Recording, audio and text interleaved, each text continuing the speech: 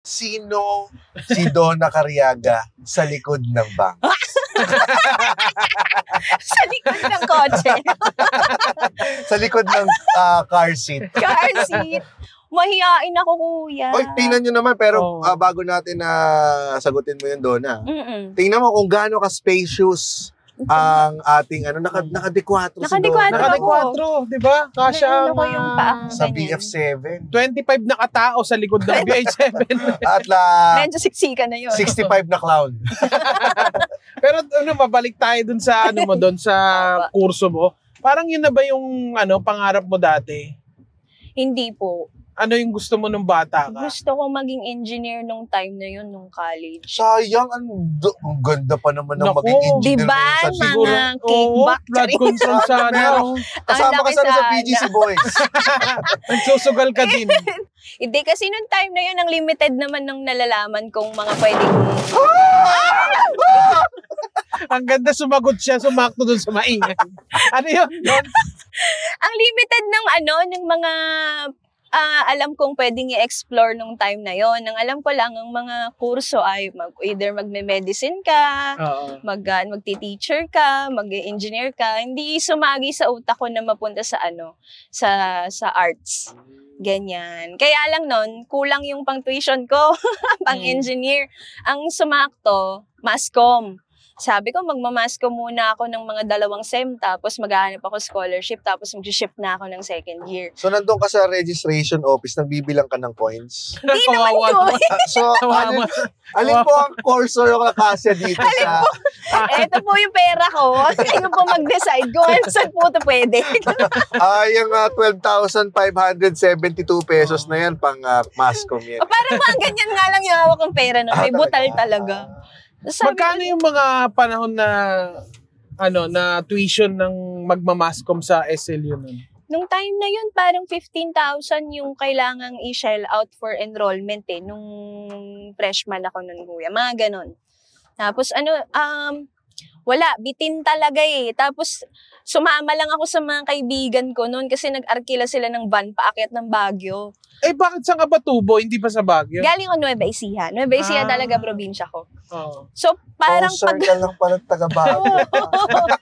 pag hindi ako naka-enroll ng araw na yon, hindi ako makakabalik na nun kasi siya pang pamasahe babalik. Tapos di naman ako nagbabiyahe-biyahe niyan. Ganyan. Wow, ang ganda. Ginawa nyung outing yung enrollment. Umarkila ng van. Oh guys, enroll tayo bukas. Gang.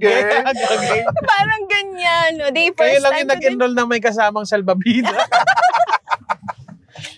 Tapos, in-enroll ko na muna. Yun na yung plano. Kapag hindi ako naka-enroll kasi ngayon, uuwi ako ng hindi ko alam kung saan na ako pupunta. In-enroll ko muna, basta maka-enroll lang. Tapos mass-comm yung Sa ganap ako ng scholarship. Yung scholarship nun, napunta naman ako sa theater. Diyan na nag-start. Di na ako nakapag-shift after nun, diniretso ko na. Nagustuhan mo na siya agad, yung pagtiteatro? Nagustuhan ko na, kuya. May radyo. Ayan na. Ayan na yung kasama responde na tayo. Kasama yan. Ito yung Siri ng BH7. Hindi, no? Wala pala. Kasi ito ay the exclusive design with power to the future. Power in every move.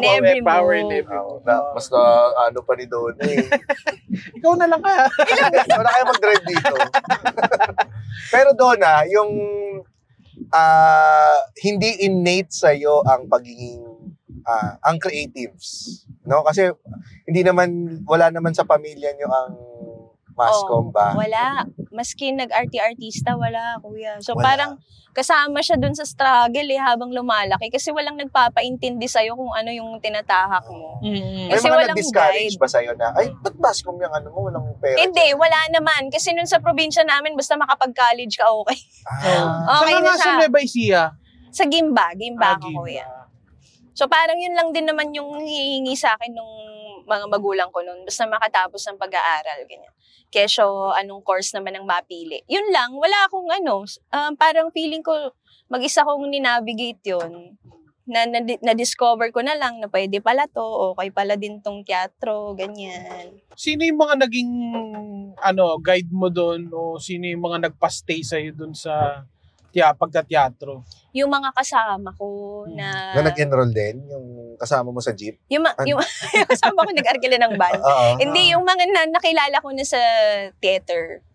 Pero yung kasama mo sa van, hindi iba-ibang mga course, mga engineering course ang inano nila. Mga high school, sana pala pinautang na lang nila ako yun, no? Sila yung mayayaman na ngayon. Mayayaman na sila ngayon? Pero sa DPWH mayayaman. Oras na ba para magsalita? Catch the latest episodes on YouTube, Spotify, or wherever you listen to podcasts. Dito lang sa Fast Lane with VinFast.